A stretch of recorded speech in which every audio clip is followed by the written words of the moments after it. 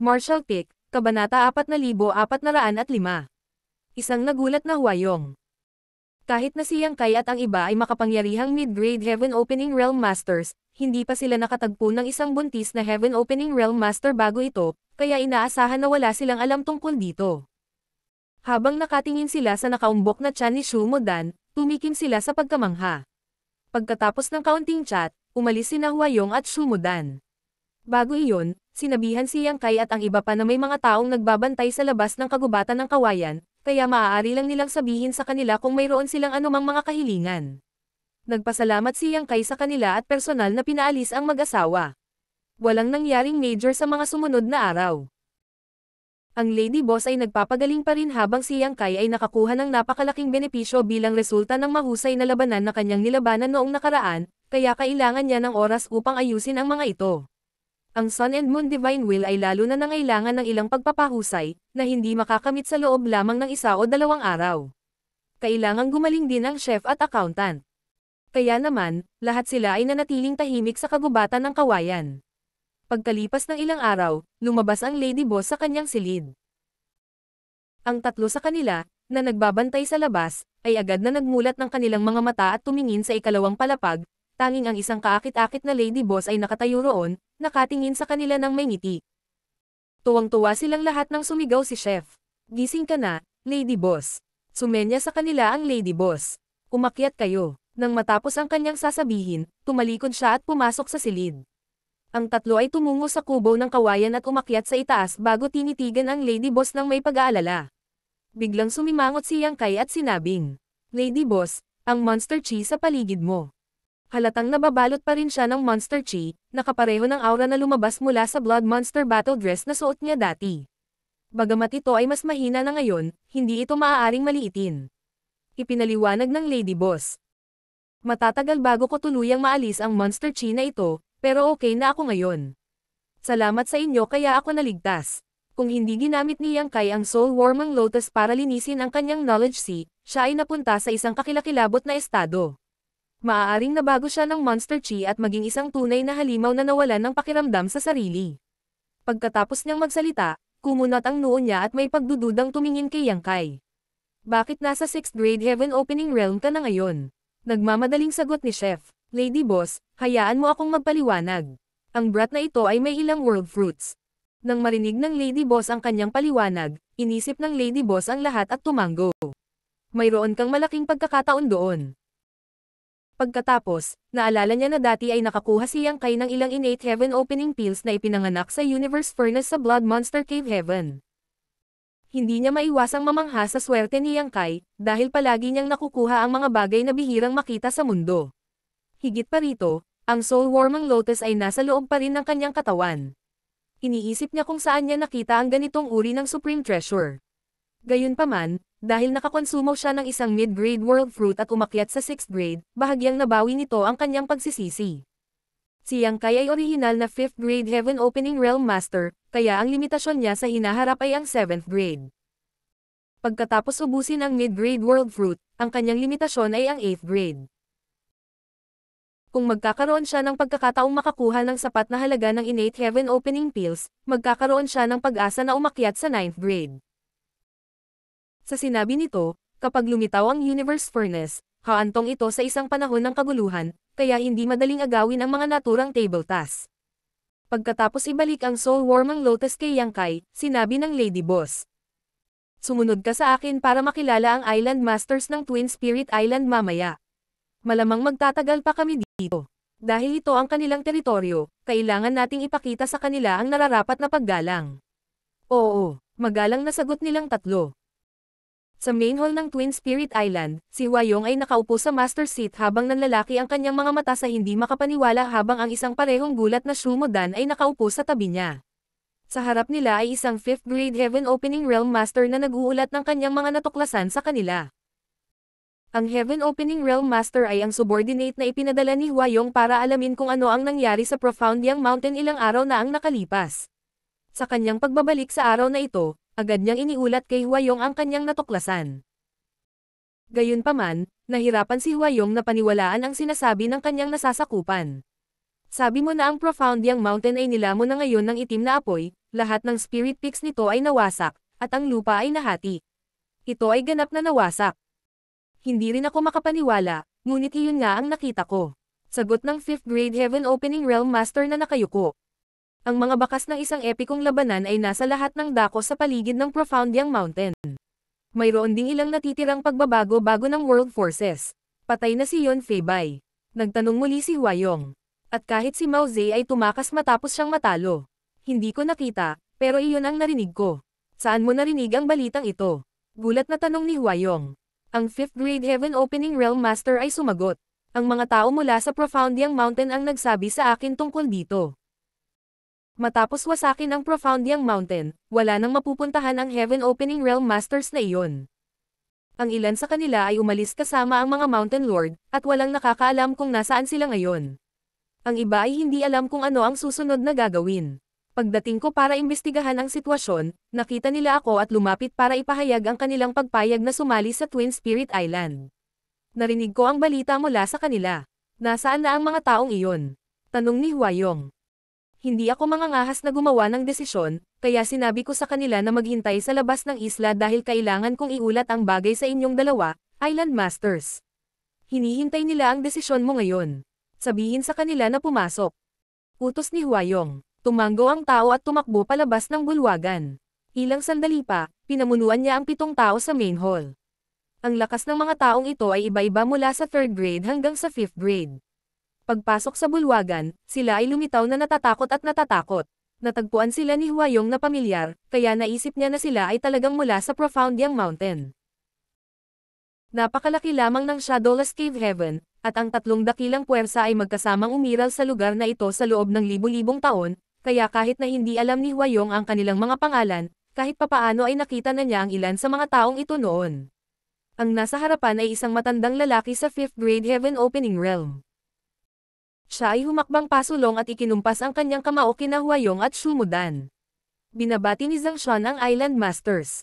Ikaw si Zangshan? Tanong ni Huayong. Tumanggo ang matandang lalaki. Oo. May itatanong ako sa'yo, kaya mas mabuting sagutin mo ako ng tapat. Kung manggahas kang magsinungaling sa akin, alam mo kung ano ang kahihinatnan. Sumigaw si Huayong na may game time na ekspresyon.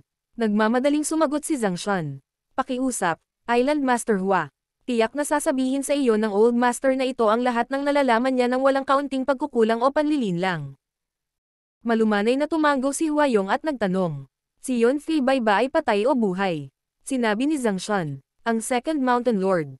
Paumanhin. Patay na si Yon Feibay.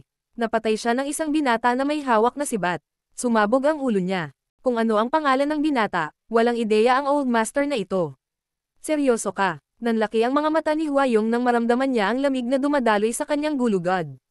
Si Yon Feibay ay ang 2nd Mountain Lord ng Profound Yang Mountain.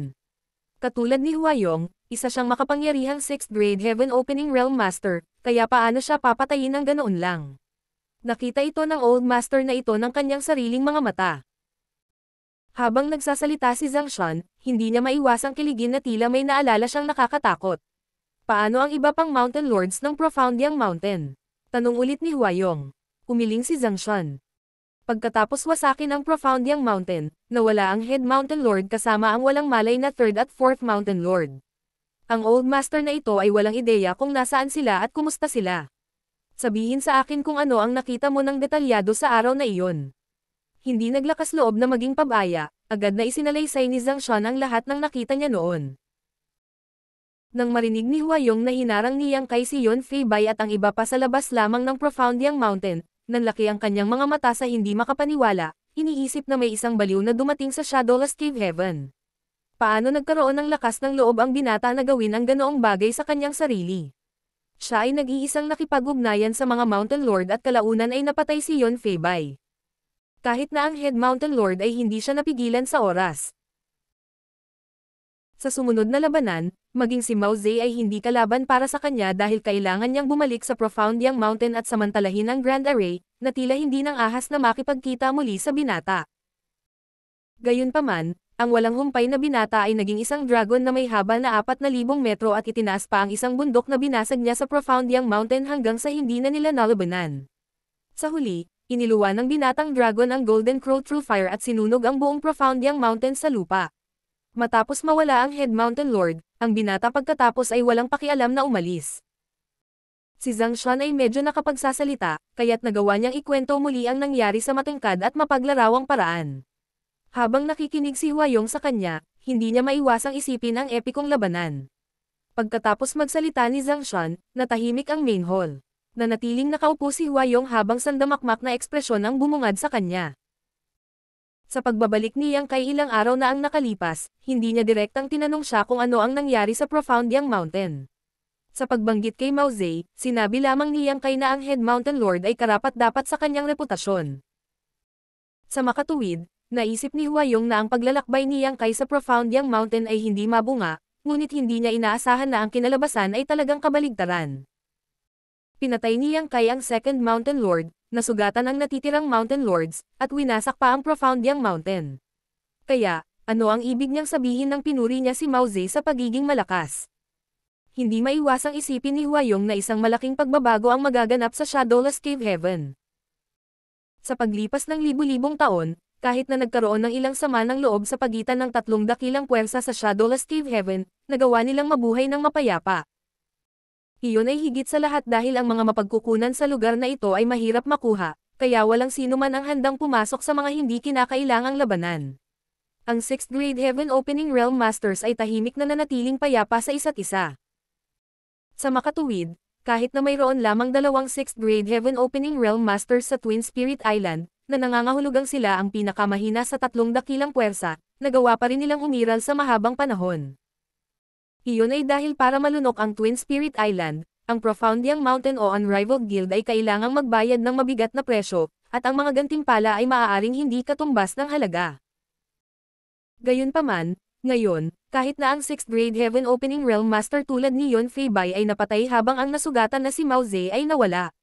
Halos walang sino man sa Shadowless Cave Heaven na katapat ni Yang Kai.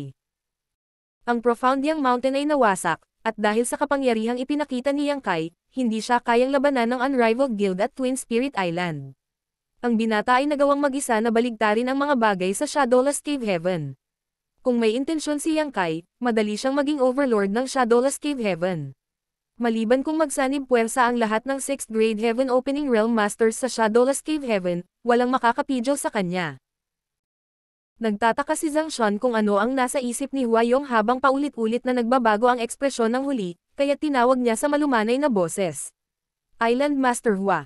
Noon ay muling nakatuon ang tingin ni Huayong. Sinabi ni Zhang Xuan, Island Master Hua, mangyaring maawa ka sa amin. Ngayong nawasak na ang Profound Yang Mountain, nawalan na tayo ng tirahan. Kung matatanggap mo kami, manganggako kaming magiging tapat sa inyong dalawa hanggang kamatayan. Martial Pick, Kabanata 4406. Sa palagay ko ito ay angkop. Handa kaming maging tapat sa iyo hanggang kamatayan. Nangako silang lahat ng sabay-sabay. Kadalasan, kung hiniling ng mga taong ito na sumali sa Twin Spirit Island, matutuwa si Huayong.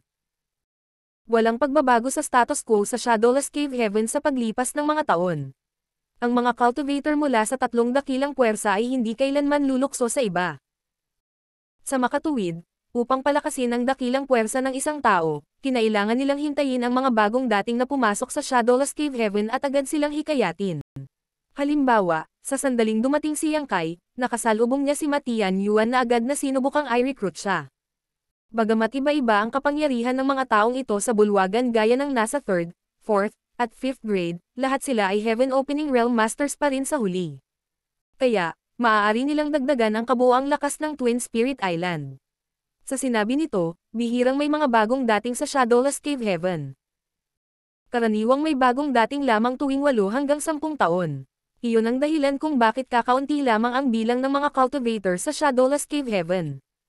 Gustong sumali ni Zhang Xuan at ng iba pa sa Twin Spirit Island, ngunit hindi nasiyahan kahit kaunti si Huayong dahil kinikilig pa rin siya sa katotohanang nawasak ang Profound Yang Mountain, pinatay si Yon Fei Bai, at si Mao Zedong ay nasugatan. Kung dati ay nag-iingat siya kina Yang Kai at Lan Yuroo, ngayon ay takot na takot siya sa kanila. Higit pa rito, may ilang hinanakit si Yang Kai sa mga mula sa Profound Yang Mountain. Kung tatanggapin ni Huayong ang mga taong ito, hindi ba matutuwa si Yang Kai? Ang mga alalahanin sa isip ni Huayong ay nagparamdam sa kanya ng pangamba. Nang makitang maraming ekspresyon ang bumungad kay Huayong, alam ni Shu Modan kung ano ang nasa isip niya, kaya malumanay siyang tumawag. Asawa. Noon natauhan si Huayong at sinulyapan si Zhang Shan at ang iba pa bago iwinagayway ang kanyang kamay. Magpahinga ka muna. Hindi niya sinabi kung pumayag ba siyang pasukin si Zhang Shan at ang iba pa sa Twin Spirit Island. Ang 5th Grade Heaven Opening Realm Master ay tumanggo at inakay ang nag-aalalang si Zhang Shan at ang iba pa palabas ng bulwagan. Habang nababalisa pa rin si Huayong, may sumugod sa bulwagan at kinuyam ang kanyang kamao. Island Masters, gusto ni Madam Lan na makipagkita sa iyo para magpasalamat sa pagpayag mong manatili siya. Ano? Tumayo ng tuwid si Huayong. Darating si Madam Lan. Siya ba ay nag-iisa? O sasama ba siya sa mga subordinate niya? Walang ideya ang lalaki kung bakit mukhang naalarma ang Island Master, ngunit tumugon pa rin siya ng tapat. Kasama ni Madam Lan ang kanyang tatlong subordinate. Naninigas ang mukha ni Huayong. Si Yang Kai lang ay nakakatakot na, at ngayon ay darating na rin sila ni Ruo. Nagtanong si Shu Modan. Bakit parang balisa ka, asawa? Kahit na si Yang Kai ay isang makapangyarihang tao na may hindi kapani-paniwalang pamamaraan, hindi natin siya kailanman nasaktan. Sa katunayan, binigyan natin siya ng isang kamay. Malamang hindi niya tayo sasaktan. May mapait na ngiti sa mukha ni Huayong habang sumagot siya. Naiintindihan ko ang ibig mong sabihin, ngunit lubos mong alam ang sitwasyon sa Shadowless Cave Heaven. Wala pang umalis sa lugar na ito. Kung mananatili sina Lan Yuruo at Yang Kai sa Twin Spirit Island, walang magiging problema sa maikling panahon. Gayunpaman, handa pa ba silang kumilos bilang mga subordinate sa hinaharap? Sabi ni Shu Modan na nakakunot ang noo. Marahil ay masyado kang nag-iisip, asawa. Umiling si Huayong. Sa tingin ko kailangan nating mag-ingat. Nahawahan ng kanyang pagkabalisa si Shu Modan habang nag-aalalang sinabi nito. Kung gayon, ano ang dapat nating gawin? Hindi ba natin sila makikilala? Nandito na sila sa Twin Spirit Island, kaya hindi natin maiiwasang makilala sila ng tuluyan. Saglit na kumunot ang noo ni Huayong bago siya nagngingit. Kailangan siguro nating laruin ito at alamin muna ang kanilang intensyon. Kung ipipilit nila, kailangan nating isuko ang ating mga posisyon sa kanila. Siya ay napabuntong hininga. Pagkatapos, kinawian niya ang kanyang kamay at sinabihan ang kanyang nasasakupan na I welcome si Madam Lan bago umupo. Ilang sandali pa, pinangunahan ng Lady Boss si Yang Kai at ang iba pa papunta sa bulwagan habang sina Huayong at Shu Modan ay tumayo mula sa kanilang mga upuan. Pagkatapos nilang magbatian ay umupo na sila. Nag-aalalang tanong ni Huayong. Malubha ang mga sugat mo, Madam. Pero ngayon, kumikinang ka. Obvious naman na gumaling ka na. Nakangiting sagot ng Lady Boss. Maraming salamat sa iyong pagmamalasakit, Island Master Hua.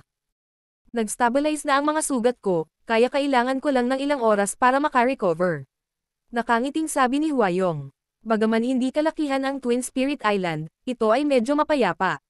Dito ka na lang magstay para gumaling. Bahagyang ngumiti ang Lady Boss. Nag-aalala ako na maabala namin kayong dalawa. Umiling si Shu Modan. Hindi na kailangang maging masyadong formal sa amin, Madam Lan. Bihira ang mga bisita sa Twin Spirit Island. Ikinararangal namin na narito ka. Pareho silang babae, kaya nagkaroon sila ng ilang mga karaniwang interes at hindi nagtagal ay pumasok sa isang masayang chat. Panapanahong ninakawan ni Huayong si Yang Kai at napagtanto na ang huli ay nanatiling tahimik na nakatayo sa likod ni Lan Yuruo na para bang isa lang siyang subordinate. Nagulat siya habang iniisip kung gaano ka-charismatic si Lan Yuruo na ang isang tulad ni Yang Kai ay handang magtrabaho sa ilalim niya. Hindi rin sila mukhang mag-asawa kaya parang malabo ang isang romantikong relasyon. Tila si Lan Yuruo ang pinuno, kaya hanggat kaya siyang patahimikin ni Huayong, magiging mas madali ang mga bagay. Pagkatapos nilang mag-chat saglit, biglang nagtanong si Huayong. Ano ang plano mo sa hinaharap, Madam Lan? Nang marinig iyon, ngumiti ang Lady Boss ng mapait. Sa totoo lang, Island Master Hua, isang taon na lang mula nang dumating ang ginang na ito sa Shadowless Cave Heaven, kaya kaunti lang ang alam ko tungkol sa lugar na ito. Ngayon, gusto ko lang gumaling, kaya wala pa akong plano. Sinuri ni Huayong, kung ayos lang sa iyo, bakit hindi ka sumali sa Twin Spirit Island? Kaunti lang ang mga ligtas na lugar sa Shadowless Cave Heaven, at isa na rito ang Twin Spirit Island. Sa pananatili mo rito, magiging ligtas ka sa Astral Wind. Ang dahilan kung bakit dinala ng Lady Boss ang chef at accountant sa Twin Spirit Island ay para lang sa mga seguridad. Sa oras na iyon, walang malay si Yang Kai, at hindi niya kayang harapin ng mag-isa sina Yun Feibai, Geng Qing, at Joya. Sa makatuwid, gusto niyang sumilong sa Twin Spirit Island. Bagamat hindi agad siya tinanggap ni Huayong, ipinahayag niya ang kanyang intensyon na sumali noon, kaya ngayong binanggit muli ito ni Huayong, magmumukha siyang paiba-iba kung tatanggihan niya ito. Bago dumating sa lugar na ito, pinag-isipan na ng Lady Boss ang bagay na ito. Sa makatuwid, nang marinig ang mga salita ni Huayong, ngumiti siya at tumango. Maraming salamat, Island Master Hua. Ang ginang na ito ay higit na masaya na sumali sa Twin Spirit Island. Napatawa si Huayong. Nakakatuwa na handa kang sumali sa Twin Spirit Island. Katulad namin ng asawa ko, ikaw ay 6th grade Heaven Opening Realm Master, kaya gusto ka naming italaga bilang 3rd Island Master.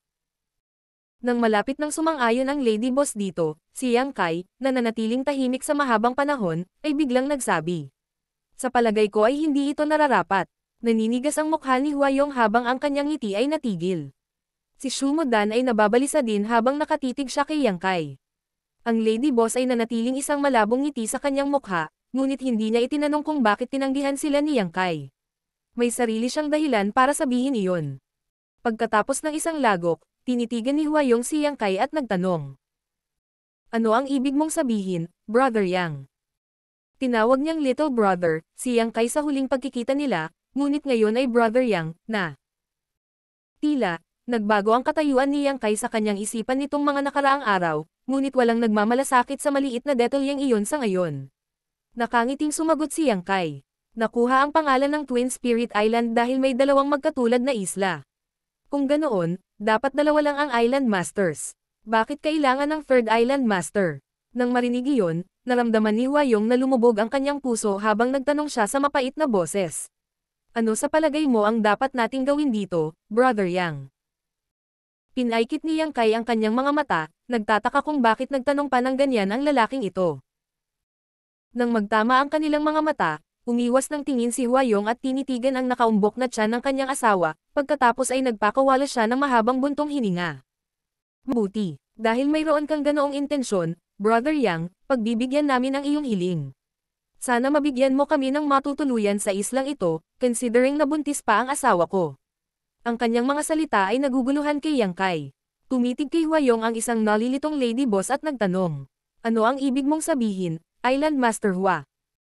Akala ng galit na si Huayong ay sinusubukan nilang agawin ang kanyang dakilang puwersa, at ngayon ay tinutuyapan nila siya ng ganito. Dahil sinabi ni Yang Kai na hindi dapat magkaroon ng 3rd Island Master, tila ayaw niyang mapailalim sa sinuman. Si Huayong ay hindi kapareha para sa kanya, at kailangan niyang alagaan ang kanyang asawa at hindi pa isinisilang na anak, kaya wala siyang pagpipilian kundi ang sumuko.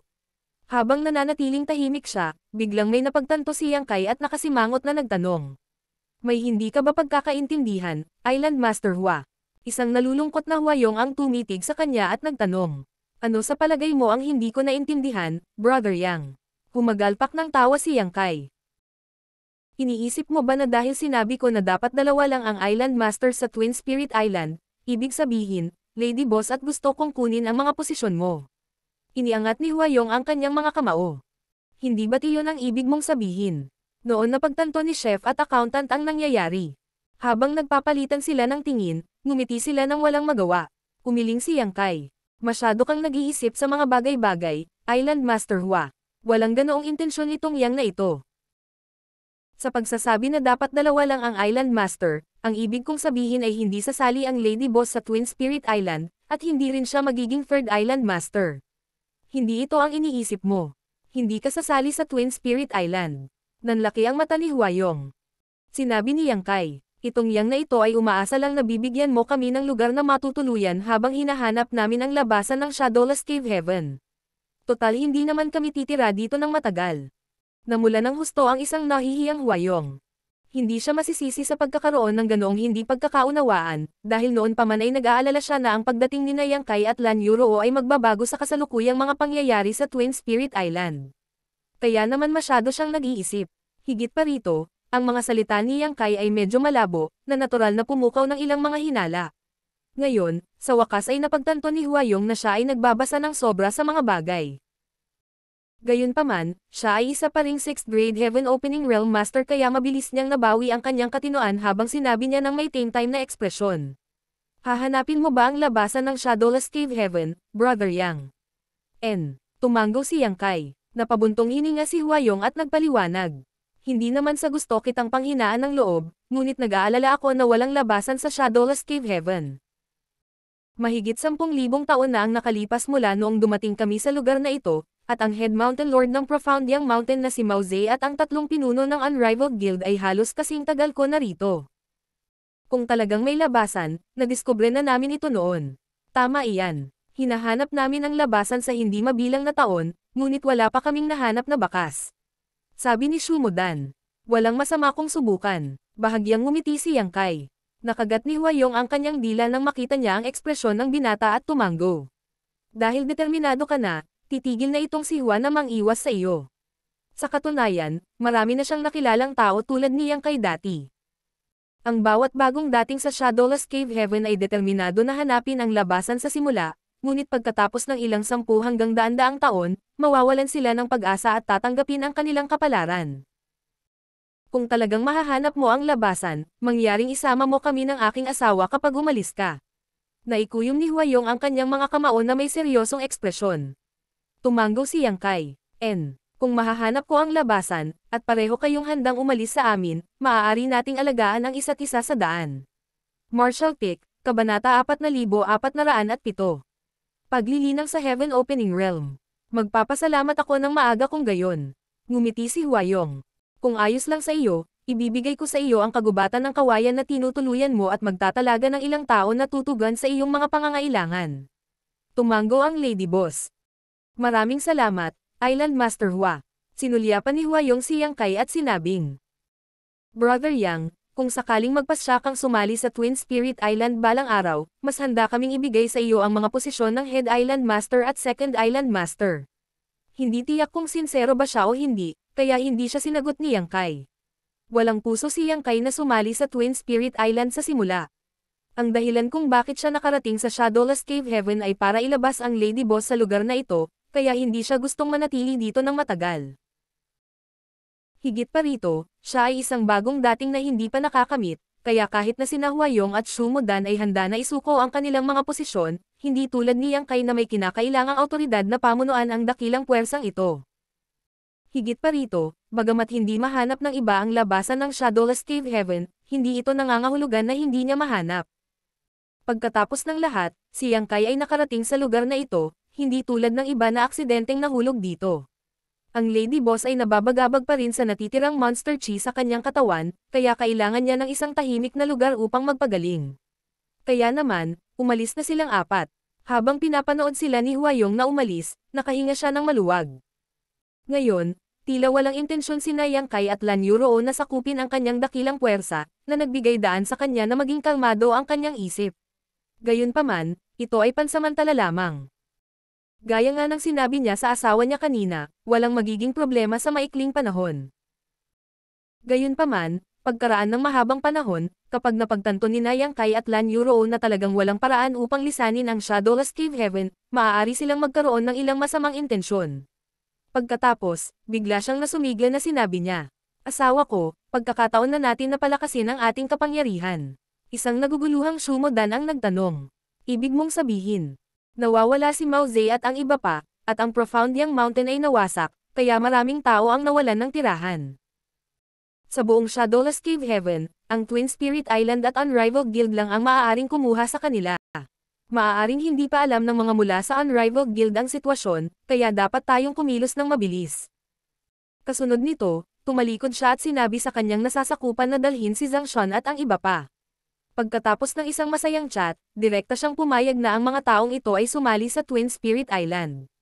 Si Zhang Shan at ang iba pa ay walang mapupuntahan, kaya nakaramdam sila ng pangamba. Nang marinig ang mga salita ni Huayong, tuwang-tuwa sila. Pagkatapos, inutusan sila ni Huayong na anyayahan ang kanilang mga kaibigan at pamilya habang tinatanggap niya sila na sumali rin sa Twin Spirit Island. Nagpasalamat si Zhang Shan at ang iba pa at hindi nagtagal ay umalis sila sa Twin Spirit Island upang hanapin ang kanilang mga kaibigan mula sa Profound Yang Mountain. Sa kanilang panghihikayat, marami sa mga cultivator mula sa Profound Yang Mountain ay agad na nasisipsip sa Twin Spirit Island, na makabuluhang nagpapataas ng kanilang kapangyarihan. Sa loob ng kagubatan ng kawayan, ang Lady Boss ay nagpapagaling sa pag-iisa habang ang chef at accountant ay pumili ng isang kubo na kawayan upang linangin. Pareho silang nakaakyat sa Heaven Opening Realm pagkatapos na gumuho ang Blood Monster Cave Heaven. Sa mahigpit na pagsasalita, ito ay isang maikling panahon lamang mula nang makamit nila ang isang pag-akyat, kaya kailangan nila ng isang malaking halaga ng oras upang patatagin ang kanilang mga paglilinang. Iyan din ang nangyari kay Yang Kai. Kinailangan niyang uminom ng maraming Heaven Opening Pills para palakasin ang pamana ng kanyang miniature universe. Habang naglilinang, pinag-aralan din niya ang kanyang bagong Sun and Moon Divine Will sa pagtatangkang pagbutihin ito. Mula nang makipagsapalaran siya sa mundo ng paglilinang, bihirang nilinang ni Yang Kai sa pag-iisa, dahil hindi na niya kailangang gumawa ng marami sa nakaraan. Sa katunayan, ang bilis ng pagtawid niya sa martial daw ay napakabilis. Sa bawat paglusot niya, kaunting oras lang ang aabutin niya bago siya humakbang pasulong. Sa makatuwid, hindi niya kailangang mag-cultivate sa pag-iisa para pinuhin ang iba't ibang mapagkukunan tulad ng ginawa ng ibang mga cultivator.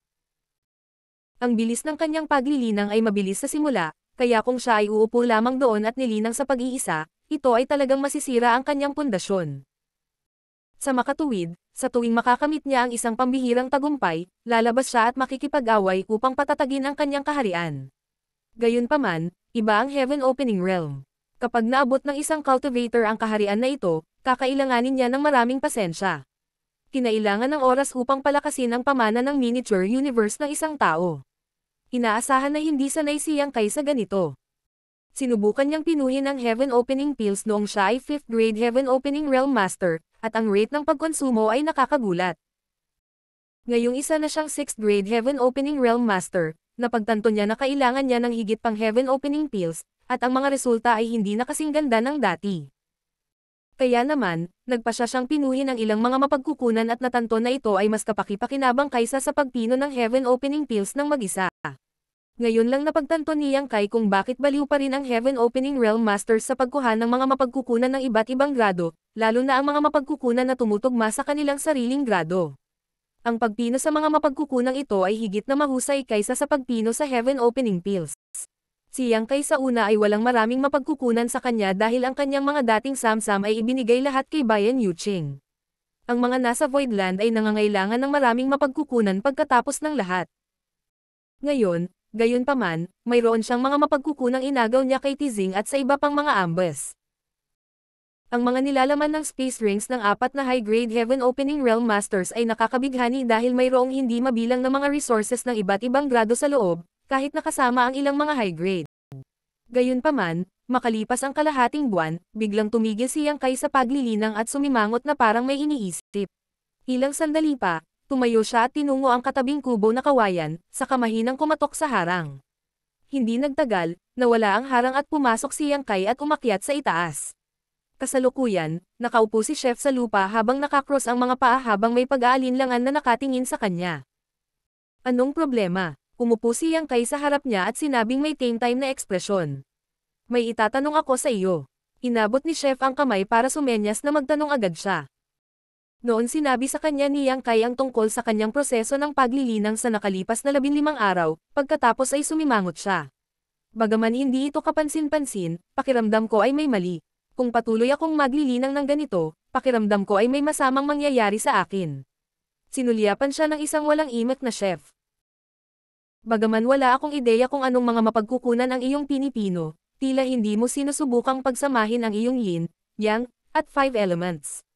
Anong ibig mong sabihin? Itinaas ni Yang Kai ang kanyang noo na may mapagpakumbabang ekspresyon. Pagkatapos ng isang buntong hininga, ipinaliwanag ni Chef. Nagmadali kang umakyat sa Heaven Opening Realm, pagkatapos ay pumasok ka kaagad sa Shadowless Cave Heaven, kaya makatuwiran na walang nagsabi sa iyo tungkol sa kung ano ang dapat mong tandaan pagkatapos mong makapasok. Buti na lang at maaga mong na-realize ang problema, kaya hindi pa huli ang lahat para itama ito. Isang gulat na tanong ni Yang Kai. Kaya may mali talaga sa cultivation ko. Maliit na bagay lang na problema. Ikinaway ni Chef ang kanyang kamay para igalaw siya. Ang miniature universe ng Heaven Opening Realm Masters ay nabuo mula sa pagsasama-sama ng Yin, Yang, at ng 5 elements, pagkatapos ay pinaghiwa-hiwalay ang langit at lupa sa ating mga katawan. Ang dahilan kung bakit nagagawa ng Heaven Opening Pills na palakasin ang ating miniature universe ay dahil ang mga tabletang ito ay naglalaman din ng balanse ng Yin, Yang, at ng 5 elements powers. Masasabing ang bawat Heaven Opening Pill ay may kaunting world force dito. Kapag nainom mo na ang Heaven Opening Pills, talagang pinipino mo ang World Force dito. Ganyan mo mapapatibay ang iyong pamana. Tinanggo ni Yang Kai ang kanyang ulo upang ipahiwatig na naiintindihan niya.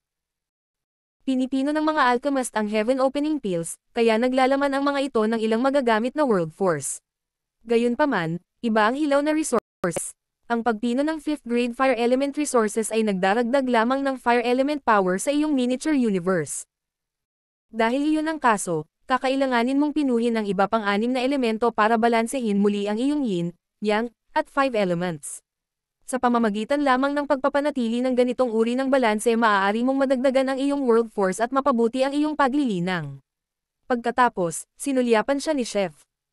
Pinipino mo lang ang mga resources mula sa 1 o 2 elemento sa halip na lahat ng mga ito, tama ba? Noon napagtanto ni Yang Kai kung ano ang naging mali. Nakikita ko. May pakiramdam siya na may mali sa kanyang paraan ng paglilinang, ngunit hindi niya maisip kung ano iyon. Nang marinig ang paliwanag ni Chef, naintindihan na niya ngayon. Tulad ng sinabi ni Chef, hindi niya sinubukang pagsamahin ang yin, yang, at ang 5 elements, na nagdulot ng kawalan ng balanse sa kanyang miniature universe.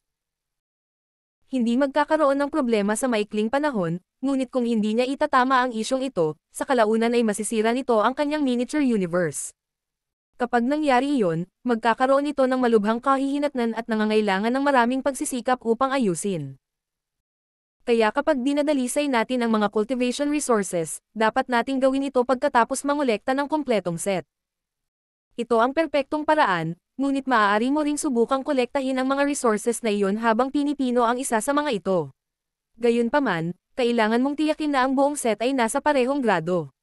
Tumigil sandali si Chef. Familiar ka sa water barrel theory ng Heaven Opening Realm, tama ba? Sumagot si Yang Kai. Ang pinakamaikling tabla sa barrel ay ang nagpapasya na direktang maabot ng isang Heaven Opening Realm Master ang grado. Tama iyan. Tumanggo si Chef. Ang tubig sa barrel ay parang pamana ng ating miniature universe.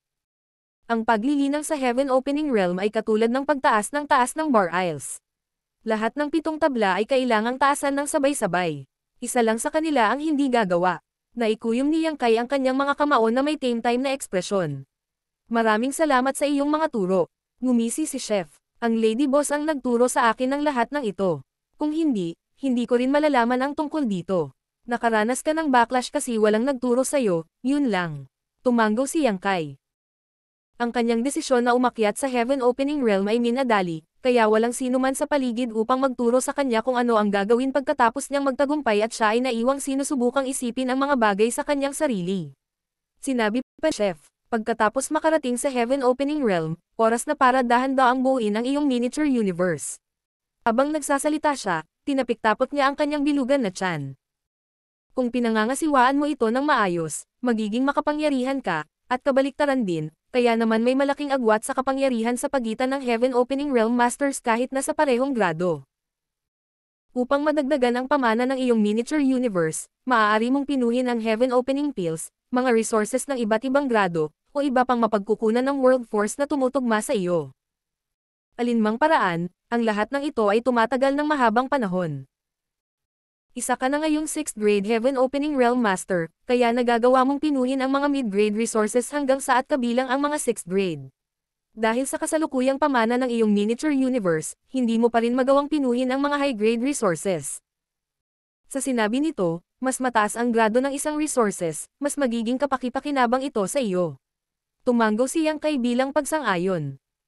Nag-eksperimento siya sa nakalipas na 15 araw sa pamamagitan ng pagdadalisay ng mga 3rd grade, 4th grade, at 5th grade resources. Dahil sa kanyang 6th grade cultivation, mabilis niyang napino ang lahat ng mga resources na ito. Ang mga benepisyo ng mga 3rd grade resources ay halos baliwala. Bahagyang mas mahusay ang mga 4th grade resources, habang ang mga 5th grade ay mas maganda. Hindi pa niya sinubukang pinuhin ang isang 6th resources, kaya wala siyang ideya kung gaano ito magiging epektibo. Gayunpaman, itinuring niya na ito ay magiging napakahusay.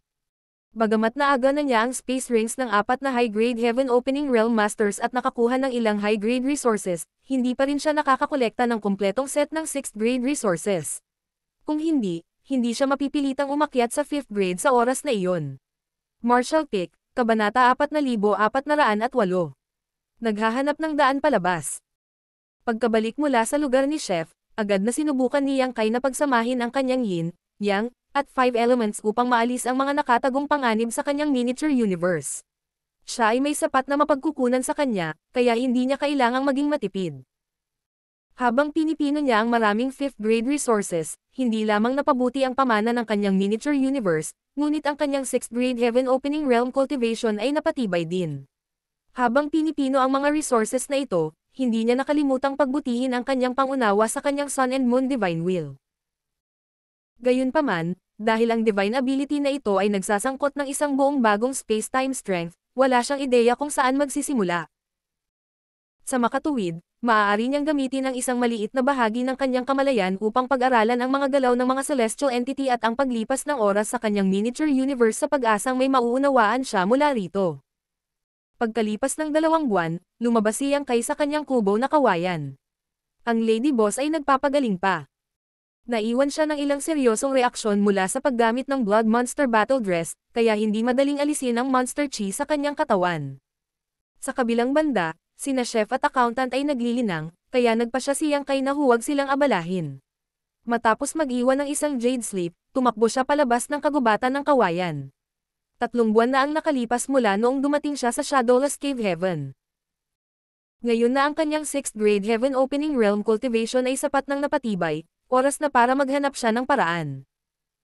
Kinailangan ni Yang Kai na bumalik sa Voidland para pangasiwaan ang lahat. Higit pa rito, tiyak na nag-aalala sa kanya sina Yuhi at Baichi. Gayunpaman, bago niya subukang hanapin ang labasan, kailangan niyang bisitahin sina Huayong at Shumudan. Nandito sila sa Shadowless Cave Heaven sa loob ng mahigit 10,000 taon, kaya dapat alam nila ang lahat sa lugar na ito. Marahil ay maaari silang magbigay sa kanya ng ilang kapakipakinabang na mga pahiwatig. Magiliw na binati ni Huayong si Yang Kai sa reception hall. Sa panahong ito, ang Twin Spirit Island ay tumanggap ng maraming Heaven Opening Realm Masters mula sa Profound Yang Mountain, na lubos na nagpalakas sa kanila. Bilang Island Master, mukhang kumikinang si Huayong. Maghahanap ka ba ng daan palabas, Brother Yang? Si Huayong ay nagpakita ng solemna nang marinig ang intensyon ni Yang Kai. Tumanggo si Yang Kai. Dahil makapasok tayo sa Shadowless Cave Heaven, kailangan din nating makaalis. Hahanapin ko ang labasan. May mga pahiwatig ka ba, Island Master Hua? Sabik na sabik si Huayong na makitang umalis si Yang Kai. Ang binata ay napakalakas at nawasak ang Profound Yang Mountain. Ang katotohanan na siya ay nananatili sa Twin Spirit Island ay isang potensyal na alalahanin. Bukod dito, kung makakahanap talaga ng paraan si Yang Kai, magiging kapakipakinabang din ito kay Huayong. Sa makatuwid, nang marinig ang intensyon ni Yang Kai, hindi niya ito sinubukang pigilan. Matapos itong pag-isipan, biglang isinawsaw ni Huayong ang kanyang daliri sa kanyang tsaa at gumuhit ng bilog sa mesa. Nagdududa na tumingin sa kanya si Yang Kai. Itinuro ni Huayong ang mesa at sinabing, kung ang talahanayang ito ay ang buong Shadowless Cave Heaven, ang bilog na ito ay kumakatawan sa rehiyon kung saan maaaring patakbuhin ng 3 dakilang puwersa. Gayunpaman, 2 na lang ang dakilang puwersa ngayon. Sumulyap si Yang Kai at pinag-isipan ito. Ibig mong sabihin ay hindi mo palubusang ginalugad ang buong Shadowless Cave Heaven. Umiling si Huayong. Imposibleng tuklasin ang buong Shadowless Cave Heaven. Itinuro niya ang gitna ng bilog at sinabing, itatagal ng kalahating buwan upang pumunta mula sa lugar na ito hanggang sa gilid ng bilog. Karaniwan, ang astral wind ay lilito 1 beses bawat buwan.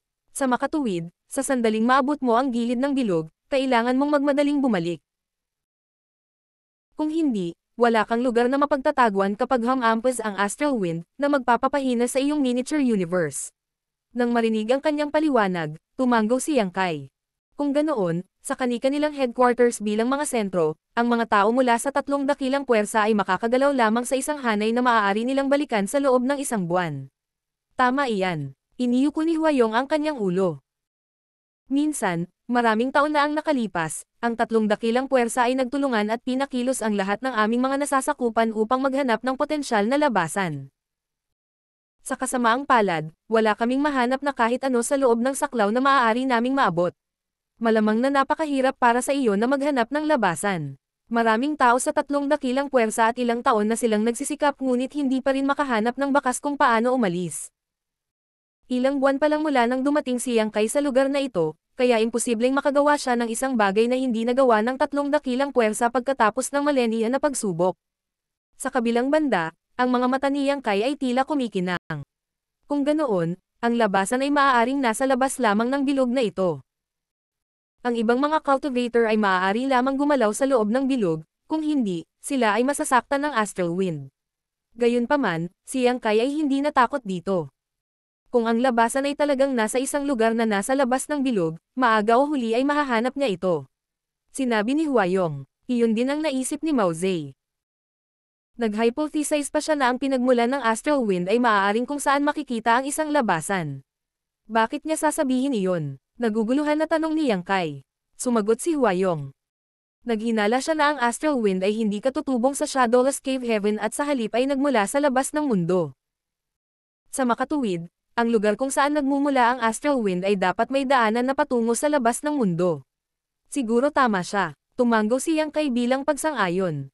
Kung ganoon talaga, wala na tayong pag-asa. Napangiti si Huayong nang walang magawa. May makakalaban ba sa astral wind at makarating sa labasan? Kahit na makaalis ang tao sa Shadowless Cave Heaven, walang makakasiguro na hindi siya mahuhulog sa pinagmumulan ng astral wind. Sa panahong iyon, hindi na niya may iligtas ang sarili niya. Ang kanyang mga alalahanin ay hindi walang batayan.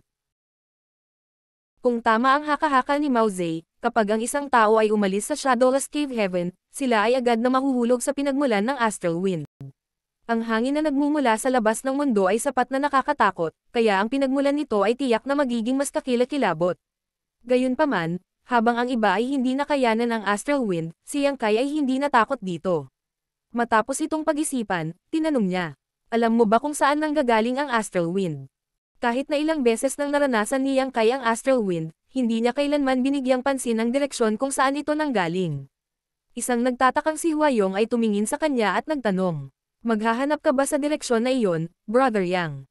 Sumagot si Yang Kai. Kailangan kong subukan ito dahil maaaring doon lang ang labasan. Tinitigan siya ni Huayong na may pagkagulat sa loob ng ilang sandali bago napuno ng paghanga ang mukha niya. Napakatanga mong tao, dahil determinado ka, hindi kita pipigilan. Gayunpaman, sa sandaling umalis ka sa Twin Spirit Island, mas mabuting mag-ingat ka sa astral wind. Kapag lumakas ang hangin, kailangan mong maghanap ng lugar para maiwasan ito. Tumanggo si Yang Kai. Matapos ituro sa kanya ni Huayong ang direksyon, tumalikod siya at umalis. Nakita siya ni Huayong at hinihiling na magtagumpay siya, pagkatapos ay pinanood niyang mawala ang binata sa direksyong itinuro niya.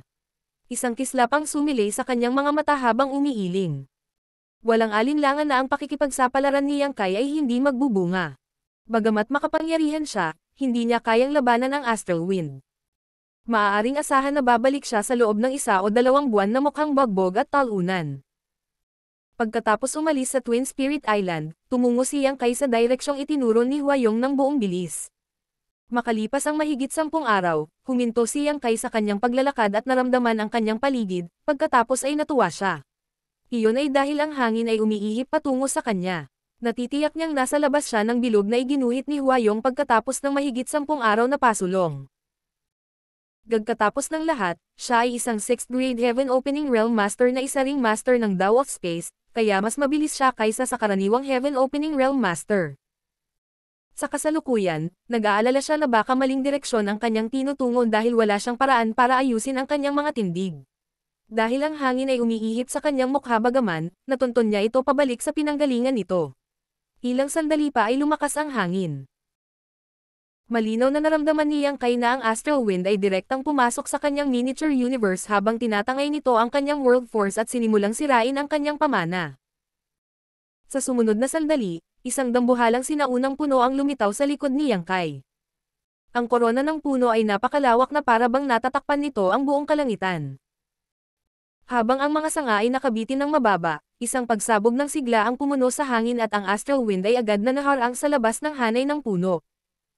Wala pa ring ideya si Yang Kai kung bakit nagawang harangin ng kanyang toe-earring evergreen divine manifestation ang astral wind, ngunit espekulasyon niya na ang wood element power na kanyang nakondensed mula sa immortal tree ay sapat lamang na malakas para pigilan ito.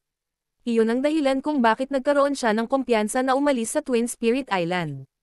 Ang ibang mga cultivator ay makakagalaw lamang sa isang hanay na aabutin ng kalahating buwan bago sila makabalik sa kanilang headquarters, kung hindi, sila ay masasaktan ng astral wind. Gayunpaman, si Yang Kai ay immune dito. Nang dumating ang Astral Wind, kailangan lang niyang gamitin ang kanyang Toe-Earring Evergreen para palayasin ito. Matapos matukoy ang tamang direksyon, lumipad siyang kay laban sa hangin, ang manifestation ng napakalaking puno ay umaaligid sa kanyang likuran. Makalipas ang isang oras, huminto ang Astral Wind nang hangina ang lahat ng ingay. Si Yang Kai, na mabilis na gumagalaw, ay tumigil sa kanyang paglalakad at tumingin sa unahan. Iyon ay dahil ang tatlong sinag ng liwanag ay biglang tumaas mula sa isang burol sa abot tanaw at tumakbo sa malayo. Nagkataon na sila ay patungo sa parehong direksyon ng kanya. Nagulat si Yang Kai dahil hindi niya inaasahan na makakatagpo siya ng sino man dito. Hindi raw makakalabas ng ganito kalayo ang mga cultivator mula sa tatlong dakilang puwersa kaya dapat daw ay walang tao sa lugar na ito. Pagkatapos ng lahat, walang kahit saan sa rehiyong ito na maaaring itakwil ang Astral Wind, kaya tiyak na naapektuhan nito ang tatlong taong ito ngayon lang. Habang matamang nakatingin si Yang Kai sa direksyon nila, bigla siyang humagalpak ng tawa. Kaya nagpasya ba sila na kumuha ng ganoong malaking panganib? Ang tatlong sinag ng liwanag ay talagang ang Mountain Lords ng Profoundiang Mountain, Mao Zedong, Gengqing, at Joya. Matapos itong pag-isipan, napagtanto ni Yang Kai na hindi nakakagulat na nandito sila. Dahil nawasak ang Profoundiang Mountain, wala na silang ibang mapupuntahan. Malinaw na hindi sila pupunta sa Twin Spirit Island dahil nandoon ang Lady Boss at Yang Kai, kaya mapapahiya lang nila ang sarili nila kung pupunta sila. Imposibleng tanggapin din sila ng Unrivaled Guild. Bagamat mayroong tatlong 6th grade Heaven Opening Realm Master sa Unrivaled Guild, si Mao Zedong at ang iba pa ay tatlo rin. Kung tatanggapin sila, magkakaroon ng mga salungatan sa Unrivaled Guild. Si Mao Zedong ay hindi kilala sa pagiging hindi makatwiran at walang awa, ngunit mayroon din siyang pagmamalaki, kaya't ang tatlong pinuno ay mag-aalala na si Mao Zedong ay magnanasa sa kanilang dakilang puwersa. Dahil hindi sila tinatanggap ng dalawang lugar na ito, wala talagang mapupuntahan si Mao Zedong at ang iba pa. Sinabi ni Huayong na si Mao Zedong ang nagmungkahi na ang pinagmulan ng Astral Wind ay malamang na isang labasan sa lugar na ito.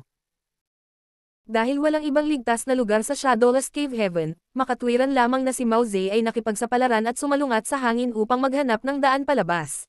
Gayunpaman, hindi inaasahan ni Yang Kai na makakabangga sila dito. Hindi niya sinasadyang tugisin sila dahil ang dahilan kung bakit niya sinira ang Profoundiang Mountain noong nakaraan ay para lamang makaganti para sa Lady Boss. Dahil nawala ang Profoundiang Mountain, si Mao Zedong at ang iba pa ay naging nakakaawa tulad ng mga asong gala at hindi na kailangan ni Yang Kai na magdagdag ng insulto sa pinsala. Gayunpaman, dahil sila ay patungo sa parehong direksyon, sila ay magkikita sa lalong madaling panahon. Makalipas ang kalahating araw, tila may napansin si Mao Zedong at ang iba pa nang tumingin sila sa likuran nila. Nang inig ang mga mata ni Joya nang lumingon siya sa likod, pagkatapos ay napabulalas siya. May sumusunod sa atin, brr. Isang natigilan na Mao Zedong ang lumingon sa kanyang ulo, pagkatapos ay nanlaki ang kanyang mga mata at nagngangalit ang kanyang mga ngipin. Si Yang Kai.